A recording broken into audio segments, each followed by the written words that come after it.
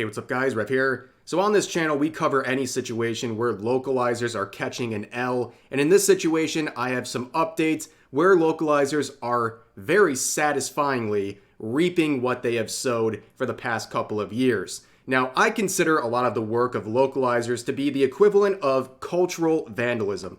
Okay, so these people who are responsible for translating anime, manga, and alike take too much liberty with their power. They have a power trip where they like to use their trusted position as a localizer to insert random political messages or random Reddit tier jokes or other things like that, or just poor quality translations. And they have lost a lot of trust of consumers who don't want this stuff. They want a proper translation. And instead of addressing these concerns, localizers have only doubled down and rubbed their nose in anyone who is complaining about this stuff. So here's a classic example before we get into today's story of how bad localizations can get. This is a classic one I show anytime it's relevant. So basically you have a translation of a scene from Miss Kobayashi's Dragon Maid where Luca is basically saying, I wanted to wear something different so people wouldn't look at me. And in the localization, it says, oh, those pesky patriarchal societal demands were getting on my nerves.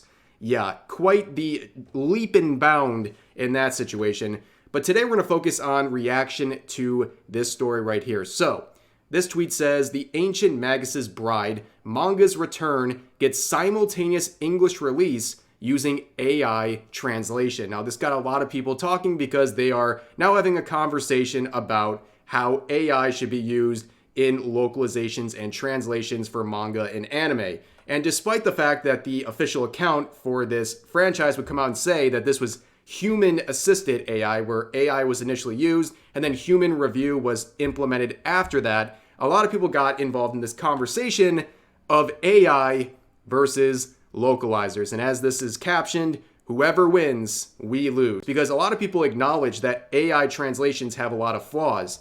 But at the same time, nobody is going to feel sorry for localizers because they have for many years exploited their position as a translator to do their own selfish things like putting in political messages and so forth. So nobody feels sorry for them. People are sad that anime and manga fans aren't getting the best translations through AI, but at the same rate, the people suffering the most from that are localizers, and people are simply saying, you reap what you sow. And you might have noticed this profile picture before. This is a famous, or I should I say, infamous localizer named Krina. We have talked about Krina multiple times on this channel, and despite the fact she has since changed her profile picture, this was an iconic one for many years. It was like the bat signal for bad localization, not only just bad translations from her, but also bad takes regarding localization and manga and anime as a whole.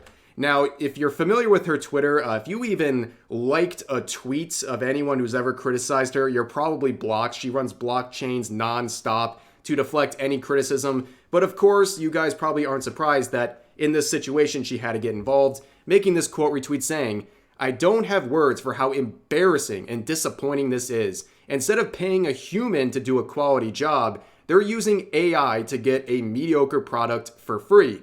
Is this how little they think of English-speaking audiences? Of translation? For shame. And while she's saying for shame, a lot of people are saying you reap what you sow. Because, as this quote says, localizers, that's a new one, crying about being replaced by AI after decades of ruining Japanese media with outdated Reddit memes and their garbage political views. Reap what you sow. And that's exactly the sentiment. People just don't feel bad for localizers. They're the only ones who are absolutely foaming at the mouth over this story because they're losing jobs. And a lot of people say you reap what you sow because you've been pushing the limits. You have continued to do things people don't like. And despite consumers telling you we don't want you to insert political beliefs and stupid memes into your translations, they just keep doing it. And now they're paying the price for it and nobody feels sorry for them. Even if that comes with the price of having lower quality translations through AI. You're already dealing with low quality translations when you're dealing with localizers. So a lot of people say, hey, well, at least localizers are catching an L with this AI stuff. But yeah, here's a little bit of the greatest hits of Krina. Someone must have screenshotted this from one of my previous videos about her. So she's been involved in a million different localization, let's say, controversies. She's responsible for the Big Brother translation. She's infamous for supporting falsely a narrative by other localizers that a cross-dressing character in a manga series was actually trans. She also has petitioned to ban certain phrases because she thinks that they're not fit for Western audiences. She's also the one who was criticizing many shonen manga for catering to teenage boys. And it goes on and on and on. Even a situation where she was corrected by another translator for one of her mistranslations and referred to that person as a rando. Yeah, very entitled. And one of her latest hits from this year, she was responsible for localizing the Dog Girl anime. If you know, you know. And even with that sort of a project, she couldn't help herself, inserting all kinds of Gen Z language like yeeted, that they got resting bitch face, and she'll be all up in her dress, and all these goofy, unnecessary things that just piss people off. And also people pointed out her infamous support for the mistranslations of this manga where other localizers were trying to paint a cross-dressing male character as a trans character. She supported that openly and said the translations were correct. And no, she was wrong. And 7Seas, who was responsible for it, came out and apologized and fixed these mistranslations. And also, going beyond just Krina, people don't forget, these are all just random tweets of localizers boasting about abusing their power and their trust as a translator. And I think this one really just sums it up the best. It says, the true joy of localization really is seeing what you can get away with. And that attitude has been completely masked off for many years. Localizers have been openly saying this, openly saying that they want to get away with as much stuff as possible in their translations. And we all have seen this, and we're aware of it, and we don't like it, and we are vocal about it, but they just keep doing it. So moving forward, other localizers had quotes to say like this: such disrespect for the substance of the original text is saddening, especially with a series as thoughtful as this one. Corporate greed knows no bounds, of course. It's funny to me also that the official tweet announcing this only mentions the AI part in Japanese. Shameless. Yeah, imagine disrespecting the original Japanese text. I can't imagine that, right, localizers? But some people replied to that saying, disrespect is when you can't force ancient memes and current year street slang into your Japanese media localization. Interesting argument. Honestly, this has been a long time coming and often deserved. And people were pointing out that this localizer has often inserted Gen Z language into different translations where it was completely inappropriate and didn't even make sense in terms of the story. So yeah, it makes sense that they would be upset about this.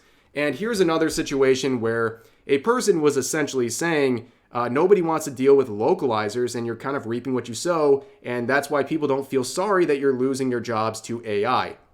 Where this localizer said, imagine preferring something with results that will definitely be wrong and bad over once in a blue moon seeing a line about a woman or a gay person or some other nonsense that makes you mad for simply existing. Remember, they don't give a shit about translation accuracy. It can be inaccurate as F, and they will never care. They will only care when that perceived inaccuracy collides with their conflicting worldview. Then they suddenly care a lot about accuracy. So number one, classic Pancakes Waffles situation. This user said, stop making low-quality translations and inserting irrelevant things into your localizations, and that person says, oh yeah, I bet you're real afraid of gay people. It's like, what? What does that have to do with anything? It's a complete deflection of valid criticism about localizers and their products they've made over the past decade plus.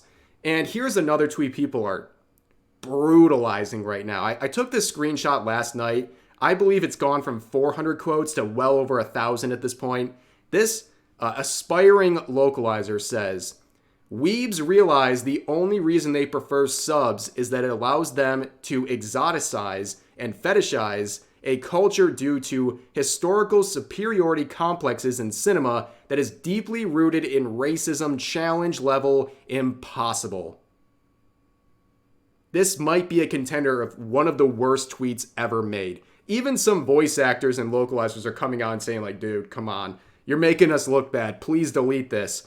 But yeah, here's a pretty good summation of what's been going on. This user said, translators be like, we need to make changes such as removing offensive content because it'll sell better. blame capitalism, not us. But the only line change was a line that said, he's acting very suspicious to, he's being a sussy little baka. I mean, yeah, that's exactly kind of what they're actually changing in these localizations. They're taking completely normal lines and then adding in Reddit Gen Z language that makes no sense and people don't want to see it. And I made this response, this is kind of my final point of the video.